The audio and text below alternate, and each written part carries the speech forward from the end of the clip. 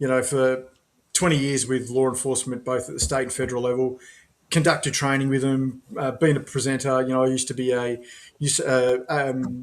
Australian New Zealand Counter-Terrorism Committee teacher on various topics. So education and training, they're not getting enough force on force, quick decision exercise training at the entry level.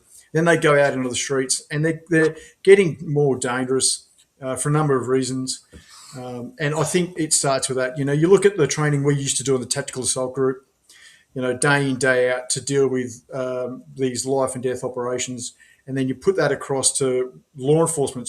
And I mean training hours, not the style of training hours, force on force, stressful situations, how to do quick decision exercises under stress, under fatigue, these kind of things. What's the end state? So we would do after action reviews. We'd run a scenario, come straight back, right, what did you make that decision for? What was your justification for shooting? And this is all in the domestic space. So every year in October, the Tactical Assault Group does a handover Mars Olympics exercise. The first 2 days, you're actually rehearsing being in front of a coronial inquest. You're in the witness box. During that exercise, you went in and you shot that terrorist. What made that illegal shoot? What was your justification for pulling the trigger? What was the threat he posed or she posed or whatever it is? So straight off the bat, before you go on that 12-month cycle in the Tactical Assault Group, is ingrained in you that you're now under a jurisdiction where if you go to a domestic terrorist incident and you've got to neutralise a terrorist, you will be in a witness box to justify your decision.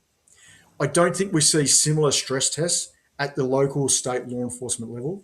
And then, like you see on the TV last night, that young kid where he had 2 New South Wales PAWS officers in there punching him while they're handcuffing him. There's no need for that. Like, I've been spat on and all that kind of stuff, and I've got a temper like the best of them. But there's an escalation in use of force processes, and I just don't think these days the state law enforcement officers at the tactical, the coalface level, receive the level of training required for the terrible job they've got to do.